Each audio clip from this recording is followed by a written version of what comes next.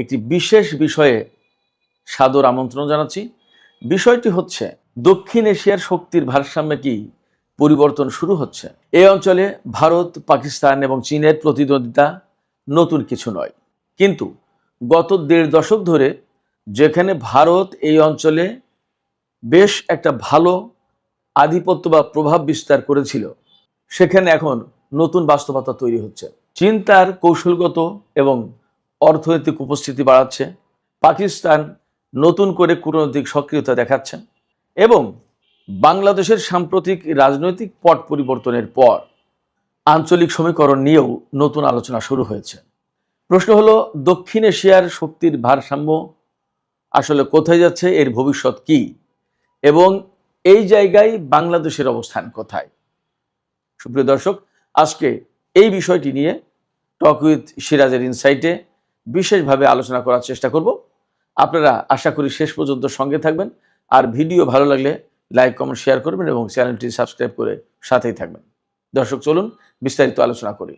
দর্শক, আমি যে কথা বলছিলাম, দক্ষিণ এশিয়ার ভূ রাজনীতির যে বর্তমান পরিস্থিতি, সেই বাস্তবতায় ভারতকে এখন নতুন কৌশল নিতে হচ্ছে। প্রশ্ন হচ্ছে, কেন ভারতকে এদিকে যেতে হচ্ছে বা যেতে হলো? আমরা যদি এই প্রশ্নের জবাব খুঁজি তাহলে দেখব চীনের একটা নতুন উত্থান ঘটেছে। কীরকম? আমরা যদি দেখি তাহলে দেখব যে একসময় এই দক্ষিণ এশিয়ায় ভারতের মোটামুটিভাবে বলা যায় যে একচেটিয়া প্রভাব ছিল। সার্ক গঠনের পর সার্কের সবচেয়ে বড় শক্তিশালী দেশ হিসেবে তার একটা বিশেষ অবস্থান ছিল, নিজে বিশেষ একটা কেন্দ্রে দেখতে পছন্দ করত এবং ভারত তার পররাষ্ট্রনীতি আঞ্চলিক প্রভাব বলয় বিস্তার করার ক্ষেত্রে সেইভাবেই কিন্তু পলিসি নিয়েছিল। কিন্তু এই বাস্তবতা অনেকটা পাল্টে গেছে চীনের উত্থানের পরে। পাকিস্তানের সাথে গত ১-১.৫ দশকে অনেক অনেক বেশি গভীর সম্পর্ক তৈরি হয়েছে। পাকিস্তানের সাথে আগাগোড়াই চীনের সম্পর্ক ভালো ছিল, কিন্তু গত ১-১.৫ দশকে বিশেষভাবে সম্পর্ক গভীর হয়েছে। কেন হয়েছে সে কথা আমি একটু বলবো।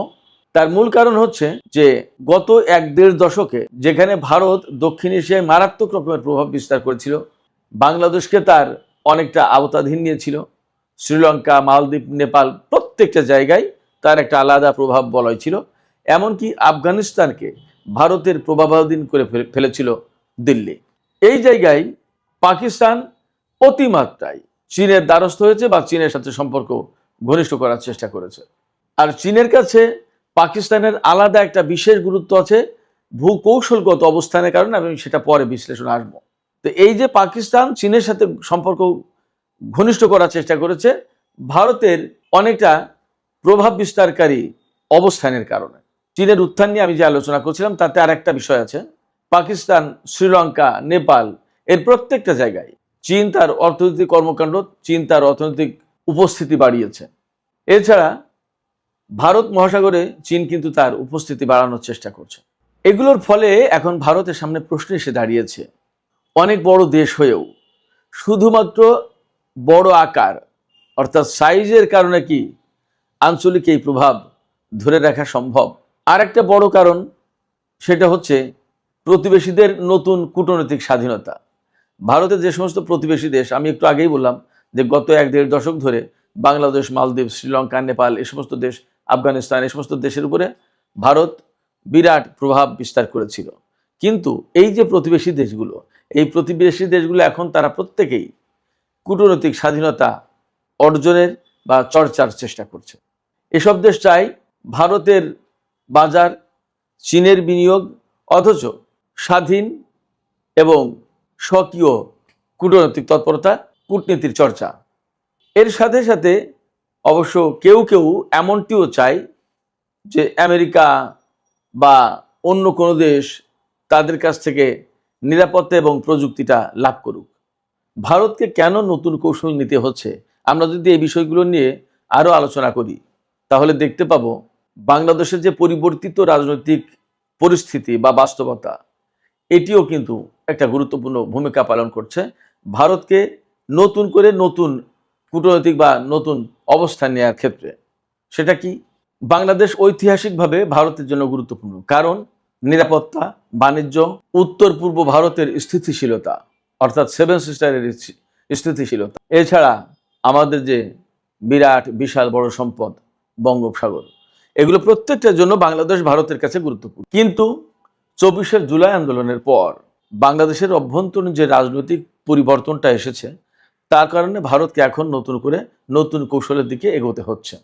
দক্ষিণ এশিয়ার বর্তমান যে রাজনীতি, কৌশলগত সমীকরণ, অর্থনীতি, এর যে কোনো একটি বিষয় অথবা সবগুলো নিয়ে যদি আলোচনা করতে হয়, তাহলে অবধারিতভাবে চীনের প্রসঙ্গ চলেই আসে। এখানে মূলত চীনের কৌশল 3 স্তরের। একটা হচ্ছে অর্থনৈতিক প্রভাব, আরেকটা হচ্ছে পাকিস্তানের মাধ্যমে কৌশলগত অবস্থান গ্রহণ, আরেকটা হচ্ছে বাংলাদেশকে ঘিরে চীনের আগ্রহ। চীন বুঝেছে যে দেশ অবকাঠামো তৈরি করে সে দীর্ঘমেয়াদে প্রভাব বিস্তার করে। এ কারণে তারা বন্দর, রেলপথ, বিদ্যুৎ প্রকল্প এবং শিল্প বিনিয়োগ এগুলোর মাধ্যমে এই অঞ্চলে প্রভাব বিস্তার করার চেষ্টা করছে। আরেকটা বলছিলাম পাকিস্তানের মাধ্যমে কৌশলগত অবস্থান তৈরি করা। চীন যেহেতু পাকিস্তানের অত্যন্ত ঘনিষ্ঠ মিত্র, সে কারণে চীন আর পাকিস্তানের সম্পর্ক শুধুমাত্র অর্থনৈতিক সম্পর্ক নয়, দক্ষিণ এশিয়ায় বা বৈশ্বিক রাজনীতির কথা বলছি এই কারণে যে পাকিস্তানের যে অবস্থান, সেই অবস্থানটা কিন্তু দক্ষিণ এশিয়ার সংযোগ স্থলে, আপনার মধ্য এশিয়ায় যাওয়ার একেবারে প্রবেশ মুখে, ওপাশে মধ্যপ্রাচ্যের একদম নিকটবর্তী, এপাশে মহাচীন, তার সাথে পাকিস্তানের সীমান্ত, এপাশে ভারত, যে ভারতের অনেক হিসাব নিকাশ মধ্য এশিয়া, আফগানিস্তান এ সমস্ত নিয়ে, তার সামনে কিন্তু ভারত, তার সামনে কিন্তু পাকিস্তান। এই পাকিস্তানকে ডিঙিয়ে ভারতকে কিন্তু অনেক কিছু করা সম্ভব হয় না খুব সহজে। ফলে পাকিস্তানের গুরুত্ব, অবস্থানগত যে কৌশলগত যে অবস্থান, এটা খুবই গুরুত্বপূর্ণ। এই জন্য বলছি যে বৈশ্বিক রাজনীতি। তো এই জায়গায় চীনের কাছে পাকিস্তান অত্যন্ত গুরুত্বপূর্ণ। তার প্রধান কারণ হচ্ছে ভারতের সাথে এই পাকিস্তানকে দিয়ে চীন ভারসাম্য রক্ষা করে। পাকিস্তানের মাধ্যমে চীন আরব সাগরে প্রবেশের সুযোগ পায়। দেখেন, শিনজিয়াং প্রদেশ বিরাট বড় গুরুত্বপূর্ণ। এই যে অঞ্চলের যত শিল্প পণ্য, উৎপাদিত পণ্য যা যা বিদেশে রপ্তানি করার প্রশ্ন আসে, এটা যদি চীনের সমুদ্র বন্দর ব্যবহার করে এই সমস্ত পণ্য রপ্তানি করতে হয়, তাহলে সাংহাই বা দক্ষিণ চীন সাগরের কোনো বন্দরে যদি নিয়ে যেতে হয়, তার থেকে 4500-5000 কিলোমিটার পথ দূরে নিয়ে যেতে হবে এই পণ্যগুলো জিনজিয়াং প্রদেশ থেকে। এই জিনজিয়াং প্রদেশ থেকে এইগুলো নিয়ে তারপরে জাহাজে ভরে তারপরে সেই মালাক্কা প্রণালী পার হয়ে, গতকালকের এপিসোডে বলেছিলাম মালাক্কা প্রণালী নিয়ে, এটা খুবই গুরুত্বপূর্ণ একটা জায়গা। সেই মালাক্কা প্রণালী পেরিয়ে ভারত মহাসাগর দিয়ে তারপরে আপনার পশ্চিমে যেতে হবে, ইউরোপ, আমেরিকা বা মধ্যপ্রাচ্যে। সেক্ষেত্রে জিনজিয়াং প্রদেশ থেকে 4500-5000 কিলোমিটার পথ দূরে না গিয়ে জিনজিয়াং প্রদেশ থেকে যদি কাশগড় হয়ে আপনার পাকিস্তানের দিকে চলে আসে, তাহলে 2-2500 কিলোমিটার পথ পাড়ি দিলে কিন্তু পাকিস্তানের গোয়াদার বন্দর। এই যে কৌশলগত পথটা, এটা চীনের কাছে খুব গুরুত্বপূর্ণ, যার কারণে চীন পাকিস্তানের সাথে বিশেষ সম্পর্ক রক্ষা করে। এছাড়া বেল্ট অ্যান্ড রোড ইনিশিয়েটিভ যেটা, এটাতে কিন্তু পাকিস্তান চীনের খুবই গুরুত্বপূর্ণ মিত্র। এই বেল্ট অ্যান্ড রোড ইনিশিয়েটিভ বাস্তবায়ন করতে গেলে পাকিস্তানের ভূখণ্ড চীনের জন্য মাস্ট। চীন প্রথমে বেরিয়ে পাকিস্তানের ভূখণ্ড দিয়ে ঢুকবে, ওপাশে আরেকটা পথ অবশ্য আছে, উজবেকিস্তান, তাজিকিস্তান, এই দিক দিয়ে গিয়ে ইরানে ঢুকবে। তো পাকিস্তান দিয়ে যদি ঢোকে তাহলে আরো বেশি সহজ হয়। পাকিস্তান দিয়ে ঢুকে ইরানে গেলেই ইরানি হাবটা ব্যবহার করে ডান পাশে মধ্য এশিয়া, রাশিয়া এবং আরেকটু সামনে গেলেই তুরস্ক হয়ে ইউরোপের বাজার, আরেকটু সামনে গেলেই অর্থাৎ পশ্চিম দিকে গেলেই তুরস্ক হয়ে ইউরোপের বাজার, ইরান থেকে তুরস্ক হয়ে ইউরোপের বাজার, আবার ইরান থেকে ইরাক, কুয়েত, সৌদি আরব, জর্ডান হয়ে মিশর, ওদিকে আফ্রিকার বাজার। এই যে ইরান অর্থাৎ বেল্ট অ্যান্ড রোড ইনিশিয়েটিভের যে হাব, সেই হাবে যদি ইরানকে যুক্ত করতে হয় তাহলে পাকিস্তানকে লাগে। সেক্ষেত্রে পাকিস্তান চীনের কাছে নানান দিক দিয়ে, সামরিক দিক দিয়ে ভারতের সাথে ভারসাম্য রক্ষার ক্ষেত্রে আঞ্চলিক যে কৌশলগত অবস্থান, এই বেল্ট অ্যান্ড রোড ইনিশিয়েটিভ, এরপরে নিজের বাণিজ্য, গোয়াদার বন্দরে ঢোকা, মালাক্কা প্রণালী এড়িয়ে চলা, অনেক কিছুর জন্য Pakistan most important to China. একটা বিষয়, ভারত যে কেন নতুন করে কৌশল নিতে বাধ্য হচ্ছে তার আরেকটা বড় কারণ হচ্ছে এই চীন বাংলাদেশকে নিয়ে নতুন করে আগ্রহী হয়ে উঠেছে। বাংলাদেশ এবং চীনের সম্পর্ক, বিশেষ করে 24 জুলাই আন্দোলনের পর এখানে যে পট পরিবর্তন হয়েছে, তার সাথে সাথে অনেক কিছুর পরিবর্তন হয়ে গেছে বলেই পরিষ্কার। কূটনীতির পরিবর্তন এসেছে, কৌশলগত অবস্থান, হিসাব নিকাশ, সমীকরণ, সম্পর্কের টানাপোড়েন, কার সাথে কি বোঝাপড়া, আমাদের সাথে ভারতের এতদিনের যে দীর্ঘ দেড় দশক বা 16-17 বছর ধরে যে একটা অবস্থা ছিল, সেই অবস্থার অনেকটাই অবসান ঘটেছে। এই জায়গায় ভারত যতটা এগিয়ে ছিল, এখন বলা যায় যে চীন ততটাই এগিয়ে এসেছে। সেক্ষেত্রে কার্যত ভারত অনেকটা পিছিয়ে গেছে বলেই মোটামুটিভাবে ধরে নেওয়া যায় বা পর্যবেক্ষক মহল মনে করছে। বাংলাদেশ চীনের কাছে গুরুত্বপূর্ণ কেন? অনেকগুলো কারণ। আমরা গত কয়েকটা পর্বে টুকটাক এ সমস্ত নিয়ে আলোচনা করেছি। তার একটা বড় কারণ হচ্ছে আমাদের বঙ্গোপসাগর। এই সাগরটা তার দরকার, এই সাগরে গভীর সমুদ্র বন্দর তার দরকার। বাংলাদেশের বাজার এটা কিন্তু একেবারে ছোট বাজার না, 20 কোটি মানুষের বাজার, অনেক বড় বাজার। এবং বাংলাদেশের মানুষের ক্রয় ক্ষমতা আগের চেয়ে তো অনেকখানি বেড়েছে, এবং আমরাও যে একটা উদীয়মান অর্থনৈতিক শক্তি, এ কথাও তো বাস্তব। এরপরে বাংলাদেশের উৎপাদন সক্ষমতা আছে, যেহেতু জনশক্তি আছে এবং আমাদের বেশ কিছু অলরেডি অবকাঠামো আছে, বিশেষ অর্থনৈতিক জোন আছে, এবং এখানে চীন, জাপান, দক্ষিণ কোরিয়ার মতো আরও কোনো দেশের ইপিজেড আছে। এই সমস্ত জায়গায় অলরেডি প্রুভড যে এখানে বেটার কিছু করা যায়। সেক্ষেত্রে চীন যদি নতুন করে কিছু করতে চায় তাহলে তার পক্ষে সম্ভব। এই সম্ভাবনাটাকেও সে বিশেষভাবে বিবেচনায় নিচ্ছে। এছাড়া বাংলাদেশ হচ্ছে দক্ষিণ এবং দক্ষিণ পূর্ব এশিয়ার একদম সংযোগস্থলে। আমাদের যে বঙ্গোপসাগর, এখান থেকেই বেরিয়ে অনেক বড় কিছু আমাদের এই বঙ্গোপসাগর ব্যবহার করেই বাণিজ্যের একটা বড় অংশ চীন সম্পন্ন করতে পারে। এছাড়া আমি আগেও কয়েকটা ভিডিওতে বলেছি, ইউয়ান প্রদেশ থেকে পণ্য নিয়ে মিয়ানমারের ভেতর দিয়ে যখন বাংলাদেশে আসবে, বাংলাদেশ থেকে বঙ্গোপসাগরের মাধ্যমে অথবা বাংলাদেশ থেকে ল্যান্ড রোডে ভারতের সাথে, নেপালের সাথে আরও বেশ কিছু জায়গায় চীন কিন্তু বাণিজ্য করতে পারে। এখানে অবশ্যই ভারতের সাথে তার সম্পর্কের একটা প্রশ্ন আছে।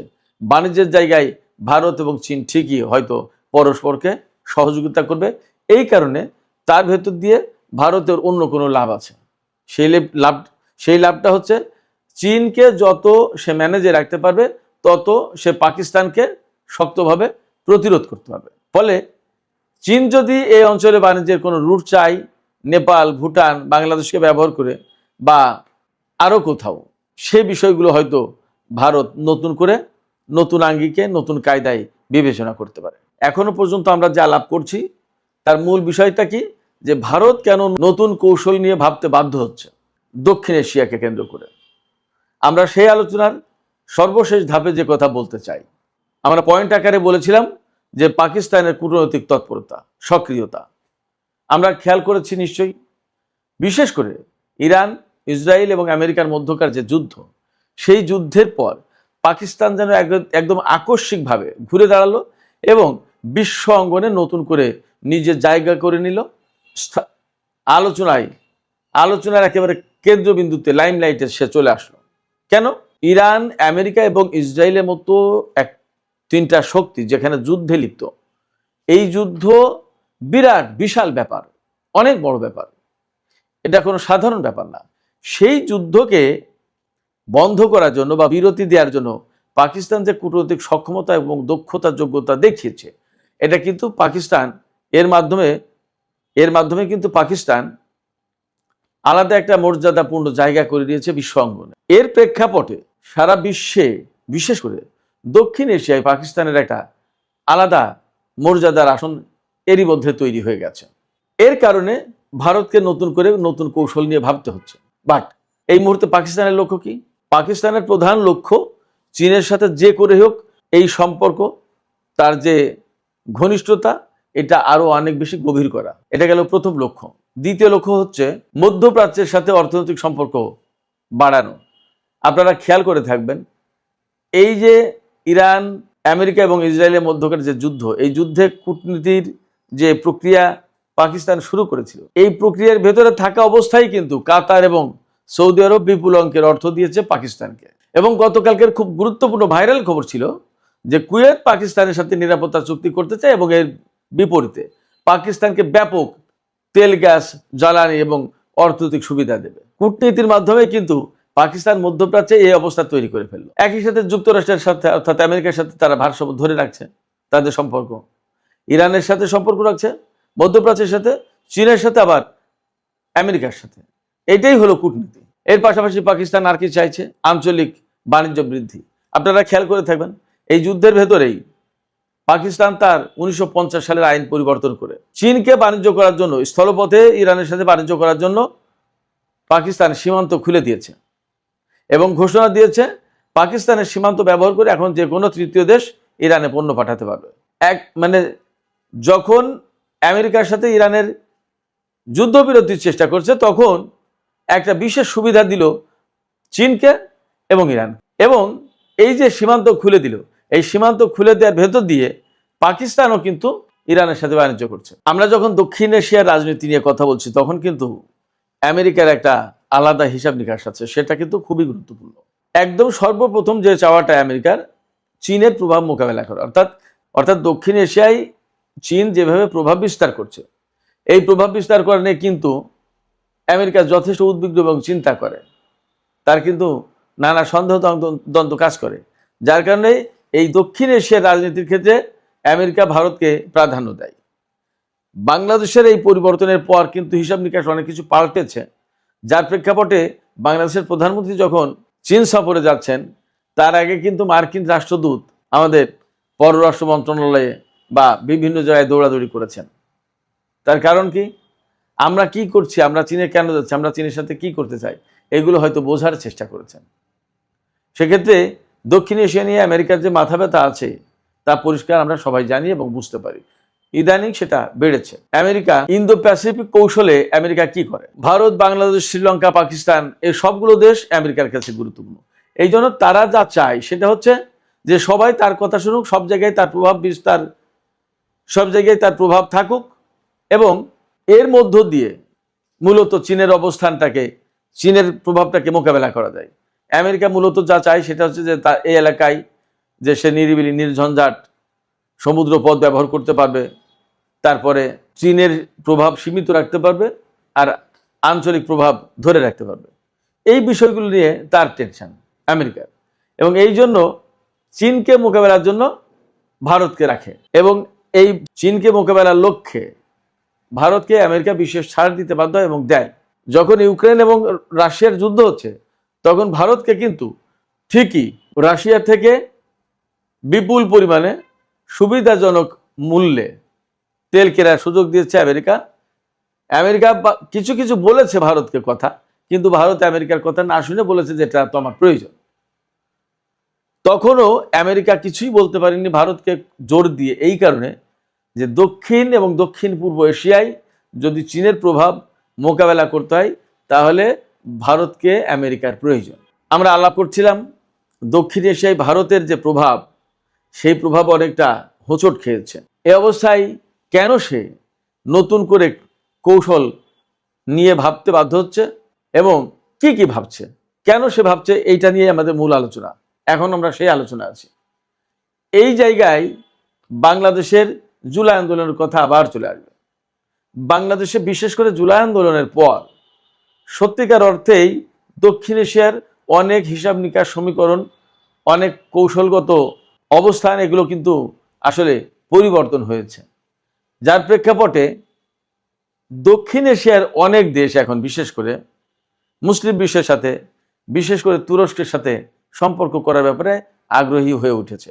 এবং এখানে তুরস্কের সাথে আর একটা ডট যদি যোগ করা যায়, সেটা হচ্ছে পাকিস্তান। এই যে প্রতিরক্ষা এবং বাণিজ্য ক্ষেত্রে তুরস্কের প্রভাব, তার মানে আমাদের এই দক্ষিণ এশিয়ায় বাড়ছে। তার প্রধান কারণ তুরস্কের সাথে অনেকেই প্রতিরক্ষা চুক্তি করতে চায়, তার ড্রোন প্রযুক্তি, তার রাডার প্রযুক্তি এবং শিল্প সহযোগিতা প্রত্যাশা করে। এটা যেমন পাকিস্তান করে, তেমনি বাংলাদেশ করে। আরো অনেকেই হয়তো করছে। এছাড়া আর একটা খুবই গুরুত্বপূর্ণ বিষয় আছে, এই দক্ষিণ এশিয়ায় বিশেষ করে বাংলাদেশ, পাকিস্তান এইসব জায়গায় যে পরিবর্তনটা হয়েছে, ফিলিস্তিন ইস্যুকে কেন্দ্র করে ভীষণভাবে ইসরায়েল এবং আমেরিকা বিরুদ্ধে একটা সেন্টিমেন্ট গড়ে উঠেছে এই অঞ্চলে, এমনকি ভারতের ভেতরেও, ভারতের মুসলমানদের ভেতরেও। অ্যাট দ্য সেম টাইম ইরানের সাথে যে ইসরায়েল এবং আমেরিকা যুদ্ধ করলো বা করছে, এই ব্যাপারেও কিন্তু এই অঞ্চলের প্রধানত মুসলিম সম্প্রদায় ভালো চোখে দেখছে না। পাকিস্তান, বাংলাদেশ, ভারতের মুসলিম সম্প্রদায়, আপনার মিয়ানমারের মুসলমানরা, মালয়েশিয়া, ইন্দোনেশিয়া, অনেক দেশ এগুলো ভালো চোখে দেখছে না, ভালোভাবে দেখছে না, এবং এটা অন্যায় হিসেবে দেখছে। এই যে অন্যায় হিসেবে দেখছে, ভালোভাবে দেখছে না, এই বিষয়টা কিন্তু সবাই এখানে এই অঞ্চলের জনগণ ভীষণভাবে আবেগের দৃষ্টিতে দেখছে, মুসলিম সেন্টিমেন্টের দৃষ্টিতে দেখছে। এই বিষয়টাকে কোনো সরকার উপেক্ষা করতে পারছে না। ফলে নতুন একটা ডাইমেনশন তৈরি হচ্ছে। এই ডাইমেনশনটা অ্যাকচুয়ালি ভারতের পক্ষে যায় না। ভারতের যে রাজনীতি, ভূ রাজনীতির কৌশল এবং তাদের যে ডিপ্লোমেসি এবং তাদের যে দর্শন, তার কোনোটার সাথে এগুলো ম্যাচ করে না। ফিলিস্তিন, ইরান এই যুদ্ধকে কেন্দ্র করে এই অঞ্চলের সংখ্যাগরিষ্ঠ মানুষের অবস্থান, এই জায়গা থেকে ভারতকে নতুন করে হিসাব নিকাশ করতে হচ্ছে। এবং আরেকটা কথাও বলি, পাকিস্তান যে কূটনৈতিক দক্ষতা দেখিয়েছে, যার প্রেক্ষাপটে ভারতকে কিন্তু অন্যভাবে ভাবতে বাধ্য হয়েছে, যার কারণে ভারতকে কিন্তু অন্যভাবে ভাবতে বাধ্য করেছে। ভারত তখন সংযুক্ত আরব আমিরাতের সাথে সম্পর্ক গভীর করার চেষ্টা করেছে এবং ইসরায়েল আর আমেরিকার সাথে সম্পর্ক গভীর করার চেষ্টা করেছে। তো এই যে দক্ষিণ এশিয়ার রাজনৈতিক সমীকরণ, কৌশলগত অবস্থান এবং ভূ রাজনীতির যে পরিস্থিতি, এই জায়গায় বাংলাদেশের অবস্থানটা কি, এটা হচ্ছে সবচেয়ে গুরুত্বপূর্ণ আমাদের জন্য। বাংলাদেশের সামনে আসলে বাস্তবতা মূলত তিনটা। একটা হচ্ছে ভারত আমাদের একেবারে নিকটবর্তী প্রতিবেশী, তিন দিক দিয়ে ভারত। সেক্ষেত্রে ভারতের সাথে আমাদের যে ভৌগোলিক অবস্থান, এই ভৌগোলিক অবস্থানকে আমরা অস্বীকার করতে পারছি না। এ কারণে একদম নিকটতম প্রতিবেশী দেশ, যার কারণে তাকে আমরা বাদও দিতে পারছি না। কারণ হচ্ছে আমাদের সীমা তো আগে বললাম তিন দিক দিয়ে ঘেরা, পাশাপাশি বাণিজ্য আছে, এর পাশাপাশি আমাদের যোগাযোগ, নিরাপত্তা, অনেক কিছুর হিসাব নিকাশ আছে। এই জায়গা থেকে আমাদেরকে এখন ডেফিনেটলি কৌশলগত দিক দিয়ে আমাদেরকে অনেক কিছু ভাবতে হচ্ছে। যেমন বাংলাদেশের জুলাই আন্দোলনের পর ভারতকে নতুন করে তার কৌশল নিয়ে ভাবতে হচ্ছে, তেমনি ভাবতে হচ্ছে আমরা যেমন চীনের সাথে সম্পর্কের কথা ভাবছি, মিয়ানমারের সাথে সম্পর্ক উন্নত করে রোহিঙ্গা সংকটের সমাধান করার চেষ্টা করছি বা ভাবছি, যেমন চীনকে করিডোর দেবো কি দেবো না এটা নিয়ে ভাবছি, তেমনি ভারতের সাথে আমাদের সম্পর্ক, কূটনীতি এবং সীমান্তে অবস্থান, পাশাপাশি যোগাযোগ, তার সাথে ব্যবসা বাণিজ্য, আদার লেনদেন কতটুকু কোন মাত্রায় থাকবে, কতটুকু সীমিত করবো নাকি বাড়াবো, এই সমস্ত নিয়ে নতুন করে কিন্তু চিন্তা ভাবনা হচ্ছে। একই সাথে আমরা পাকিস্তানের সাথে নতুন করে আমরা কোন মাত্রায় সম্পর্ক করব, তুরস্কের সাথে আমরা সম্পর্ক করব কিনা, ইরান, মধ্যপ্রাচ্যের আরও দেশগুলো, তাদের সাথে আমরা কোন মাত্রায় সম্পর্ক দেব, আমাদের সম্পর্কের ধরন কি হবে, কি করা উচিত এই মুহূর্তে, এ সমস্ত নিয়ে কিন্তু যথেষ্ট গভীরভাবে ভাবতে হচ্ছে। শুধু তাই না, রাশিয়া যেমন ভারতের বন্ধু, রাশিয়া তেমনি চীনের বন্ধু। খেয়াল করুন, ভারত আর রাশিয়া কিন্তু চিরজনমের শত্রু, ভারত এবং চীন কিন্তু চিরজনমের শত্রু। সেই জায়গায় রাশিয়া দুই দেশেরই বন্ধু। আবার রাশিয়া ইদানিং পাকিস্তানের সাথে সম্পর্ক বাড়াচ্ছে। এইরকম একটা হিসাব বিকাশ থেকে, এইরকম একটা প্রেক্ষাপট থেকে আমাদের সামনে এই মুহূর্তে গুরুত্বপূর্ণ প্রশ্ন হয়ে দাঁড়িয়েছে, আমরা কেন রাশিয়ার সাথে সম্পর্ক বাড়াবো না? তাহলে এটা কিন্তু নতুন করে আরেকটা ডাইমেনশন তৈরি করলো। আমরা যখন রাশিয়ার সাথে সম্পর্ক বাড়াবো, তখন এখানে ভারত কোনো ফ্যাক্টর হয়ে দাঁড়াবে কিনা সেটাও কিন্তু আমাদের মাথায় রাখতে হচ্ছে। আমরা আমাদের স্বাধীন ডিপ্লোমেসি কতটুকু চর্চা করতে পারবো, ডেফিনেটলি চর্চা করা উচিত এবং সেটা নিয়ে কাজ চলছে, ভাবনা চিন্তা হচ্ছে। ভারতকে যেমন আমরা উপেক্ষা করতে পারছি না, তেমনি চীনকেও কিন্তু আমরা উপেক্ষা করতে পারছি না। কারণ চীনের সাথে আমাদের নতুন নতুন বাস্তবতা তৈরি হচ্ছে প্রতিদিন। আমাদের বিনিয়োগ দরকার, আমাদের অবকাঠামো নির্মাণ দরকার, আমাদের বন্দর, রেল স্টেশন, বিমানবন্দর, অনেক কিছুর উন্নতি দরকার। এই যে তিস্তা প্রকল্প বা পদ্মা সেতু নতুন করে, এর কোনো জায়গায় আমাদের বা নতুন পদ্মা সেতু তৈরি, অথবা গভীর সমুদ্র বন্দরের উন্নয়ন, অথবা এই যে পদ্মা ব্যারেজ নির্মাণ, এর কোনো জায়গায় কিন্তু ভারতের সহযোগিতা আমরা পাবো বলে ধারণা করার কোনো কারণই নেই। ফলে এই সব জায়গায় বিকল্প এবং অবশ্যই আমাদেরকে ভাবতে বাধ্য করছে চীনকে নিয়ে। সেক্ষেত্রে চীন ডেফিনেটলি এখানে একটা বড় ফ্যাক্টর। যাই হোক দর্শক, দীর্ঘ আলোচনার শেষে এই মুহূর্তে আমি যে কথা বলতে চাই একদম শেষ পর্যায়ে, সেটা হচ্ছে আমরা এই মুহূর্তে এমন একটা সন্ধিক্ষণে দাঁড়িয়ে আছি যখন বিশ্ব বলা চলে এক মেরু কেন্দ্রিক বিশ্ব ব্যবস্থা থেকে বহু মেরু কেন্দ্রিক বিশ্ব ব্যবস্থার দিকে যাচ্ছে। এইরকম একটা প্রেক্ষাপটে আমাদের সামনে চীন, রাশিয়া, আমেরিকা, ভারত, পাকিস্তান, তুরস্ক, মুসলিম বিশ্ব অনেক কিছুর হিসেব নিকেশ। আমরা কার সাথে সম্পর্ক করব, কার সাথে কোন বিষয়ে লেনদেন করব, কাকে কতটুকু মাইনাস করব, কাকে কতটুকু প্লাস করব, কার সাথে কতটুকু সম্পর্ক নিবিড় করব, ঘনিষ্ঠ করব, কার সাথে কতটুকু সম্পর্ক আমরা কমাবো, আমরা নতুন করে রাশিয়ার সাথে সম্পর্ক কিভাবে এগিয়ে নেব, অনেক কিছু ভাবতে হচ্ছে। এইরকম একটা প্রেক্ষাপটে আমাদের সামনে বড় প্রশ্ন যেটা, সেটা হচ্ছে আমরা কি করতে পারি, আমরা কিভাবে এগোতে পারি। এই জায়গায় সবচেয়ে বড় সমাধান হচ্ছে আমরা যদি খুবই ভারসাম্যপূর্ণ অবস্থান নিই, তাহলে সবচেয়ে আমরা সেফ পজিশনে থাকতে পারি। এই ভারসাম্যপূর্ণ অবস্থানটা কি হতে পারে? এই ভারসাম্যপূর্ণ অবস্থানটা হতে পারে আমাদের পররাষ্ট্রনীতির যে প্রধান স্লোগান, যে সবাই আমাদের বন্ধু, কেউ আমাদের শত্রু নয়। যদি তাই হয়, এটা হবে আমাদের প্রধান উপজীব্য। এরপরে কিছু শত্রু কিছু বন্ধু তো থাকবেই। আমাদের বাস্তবতা নিরিখে আমাদের জাতীয় স্বার্থের দিকে তাকিয়ে অত্যন্ত বলিষ্ঠভাবে কিছু পদক্ষেপ নিতেই হবে। এই জায়গায় কূটনীতির চর্চার প্রশ্ন আছে। সেই কূটনীতির চর্চায় আমাদেরকে অসম্ভব রকমের যোগ্যতা এবং দক্ষতার পরিচয় দিতে হবে। আশা করি বাংলাদেশ সেটি পারবে। যদি তাই পারে, তাহলে অ্যাকচুয়ালি দক্ষিণ এশিয়ার রাজনীতি নতুন মোড় নেবে, নতুন ক্যালকুলেশন হবে এবং নতুন অনেক সমীকরণ বদলে যাবে।